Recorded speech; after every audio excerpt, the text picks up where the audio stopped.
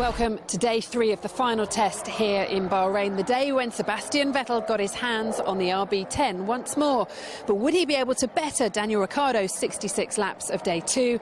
And would he be able to push the car and find out what performance it really has? The answer, a resounding no. After 2.5 hours in the garage, Vettel made his way out for his installation lap. But the RB10 came back on a low loader, not even half the lap completed. His second attempt at a lap ended even sooner. He didn't make it out of the pit lane due to a mechanical problem.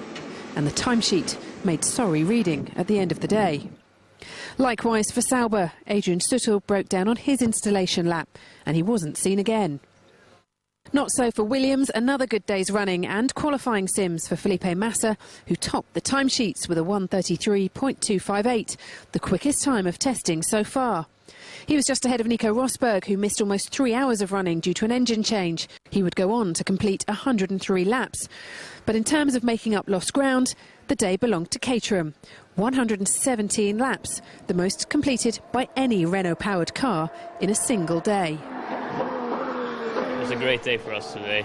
We did everything that we had planned on the program, which is a great achievement for us. So really pleased.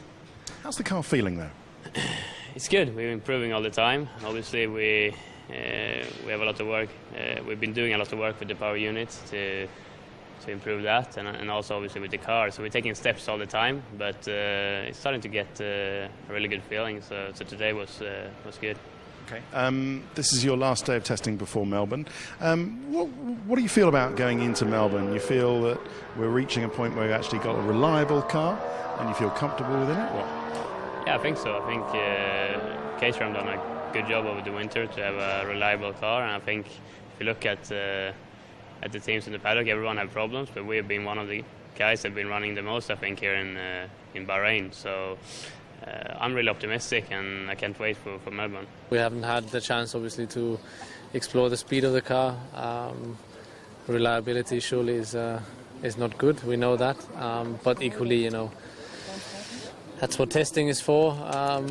Yeah, at the moment, obviously, we have lots of different problems occurring. So, yeah, it's not the best situation to be in, but we can't change it. Everybody is extremely, motivated, fired up to change it, which doesn't happen overnight.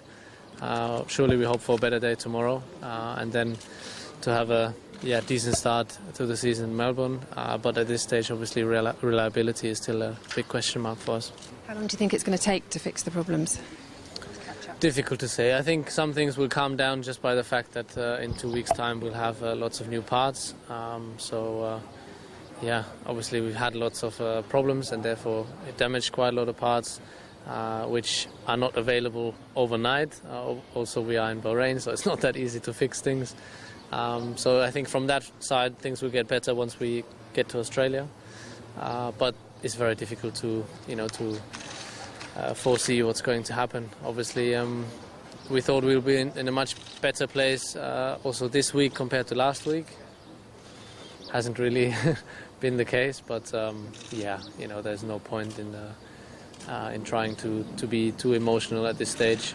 We have to really take it step by step and see where we are. Usually, the biggest question mark remaining is how strong you are in terms of how competitive the car is. We have no answer on that. We don't know ourselves how good the car is yet because simply we haven't done enough running. I think the little running we had was quite promising, so I think once we get going the speed should be okay. We know how serious it is, especially inside the team. We know how serious it is on our side, on Renault's side. But honestly, I'm not a big fan in splitting the two because we've been a team the last 5 years where things have been fantastic. There was difficult days, difficult times, when we had the engine blow up, for example, with 2 races to go and nearly deciding the championship, which wasn't great. There was other faults on our side, there was faults on the driver's side, so we are a team, these things happen, and I think everyone is aware of that, and for sure we want to make sure we get going as soon as possible. We did an installation lap and didn't come back. Figured out that we had a problem with the battery, we had to change it, which no matter what you have to change in these cars, takes a long time, so there was quite a lot of downtime, and then once we were ready to more or less get going again in the afternoon, we had a a mechanical failure, and which didn't allow us to go out again, because again we had to change it, and actually the boys are still on the car, changing the part for tomorrow. That's how it is. I think it's a little bit the same for everyone. If you have a problem or something is damaged, it's obviously, depending where the problem is, very difficult to get to. It takes a long time to repair and go again. But that's how it is.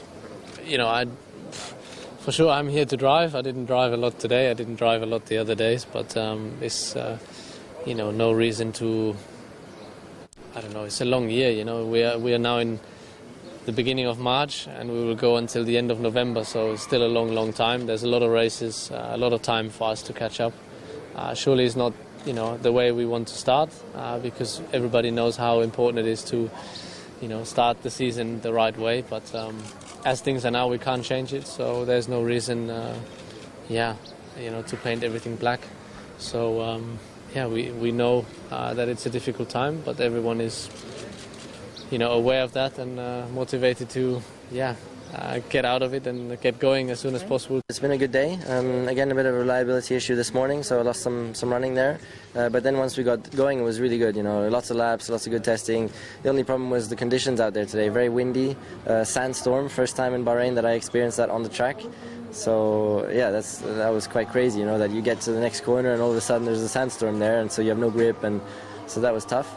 But other than that, all good. And in terms of the battle you had this afternoon, you and Felipe Massa changing places at the top of the timesheets, was it important for you to put down a quick lap this afternoon, important for the team? Well, important. It's just testing is about getting the best practice, for Melbourne. And it's always good to practice with lower fuel because qualifying is part of an important part of the race weekend. And in terms of where this leaves Mercedes at the moment, we know you've talked about not knowing much about where Ferrari stand. They're a bit of an unknown quantity at the moment.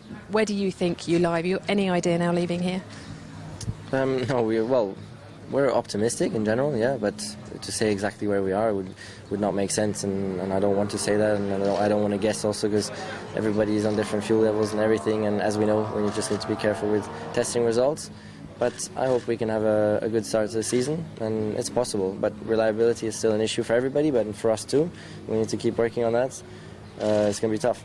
We had a little problem in the beginning of the day, but nearly got it all done. And in terms of how you feel right now, getting into the car next will be in Australia for your first Grand Prix from McLaren. So how are you feeling at the end of today? It's a special feeling, because now next time it's going to be in a race weekend. So I feel ready. I think we've done a really good preparation this winter. We've really worked hard at trying to prepare me for as many situations as possible, and I really feel ready. So that's very good. Jensen was saying yesterday that he wants the car to be quicker. It's not quick enough at the moment. Did you feel any extra performance today, and is there more to come, do you think? There's more to come. We want to make the car quicker. Same for everyone, I guess, but we definitely have more to come. We're not where we want to be, but we'll get there. And you did top the timesheets for a while today. Will you be keeping a close eye tomorrow to see what people do? Well, I'll keep a close eye on what we do, and try and follow what Jensen and the team is doing tomorrow. The last day of testing before Australia. Today was another good day. A lot of laps. Completed a race simulation in the afternoon, which was pretty successful. And it's about learning progress, about signing off a lot of things, and doing the homework for Melbourne. A lot of the teams are saying that if they managed to get to the end of the race in Melbourne, they will be in the points. With the reliability that the Force India has shown already, is it a chance for you at the start of this season to really get off on a good foot and try and get some points in the bag before everyone else starts catching up? Well, I think there's an opportunity for everyone, pretty much. But it's good to have good reliability here. But it counts when we go to Melbourne, and hopefully we won't have any issues there. But who knows? It's written in the stars. As far as we're concerned, we just keep our head down, do our work, and prepare as good as we can. And what sort of percentage have you been using the car at the moment? Is there much more to come from it? We've seen Sergio top timesheets for 2 days running, but when you put in a quick lap tomorrow, could we be seeing you at the top of the timesheet? I don't know. I mean, there's some serious fast cars out there. The Williams that time of today is pretty quick. A very decent lap time. I'm not quite sure. We know we're catching up, and it's going good so far. Big relief today, to be honest, after having done so many laps. It's a record amount of laps for me during all the testing, and feels quite good, to be honest. So yeah, good step forward. And what is, talking of feelings, the feeling going towards Melbourne? Obviously still a lot to learn, but ready for a race yet, if the car allows you to be doing a race distance? Yeah, for sure. If it allows us to do a race distance, for sure we are ready then, yeah. So we have to see if we can. I think we are looking good. And once again, everything is a bit... we don't know yet what's going to happen, to be honest. We really have no idea. This morning we did some long runs, and this afternoon again. First part of the afternoon, some long runs, and then small issues. But at the end, we could push and do some quality runs, so it's good for us. You'll be in the car next time on the track in Melbourne. How are you feeling tonight? Really good. I think we are ready. We did many laps in 2 days, so it's good for us. And now we have to keep learning tomorrow with Max, and we will be ready even more for Melbourne. When you look at the teams around this paddock that are having so many problems with reliability, it's a really good opportunity for a team like Marussia, isn't it, to get some good points in Melbourne? Yes. Keep it on the track. Yes, for sure. We'll have to be at the checkered flag. It won't be easy. We know that, so that's why we're trying to do our best to do many laps as possible in Bahrain. Do you think you're far from seeing the checkered flag in Australia? I think so, yes. You're far, or you could be close to seeing it, could be close to finishing it?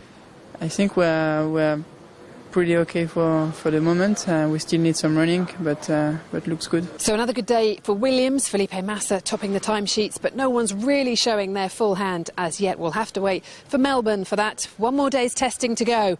Fernando Alonso, Sebastian Vettel, Jenson Button and Lewis Hamilton back in the cars for their respective teams tomorrow. Expect those times to topple, but only a little bit, as we prepare for the first Grand Prix of the 2014 season. We'll be back with live updates from the final day of testing here in Bahrain on Sky Sports News, and a full roundup on Sky Sports F1 at 9 p.m.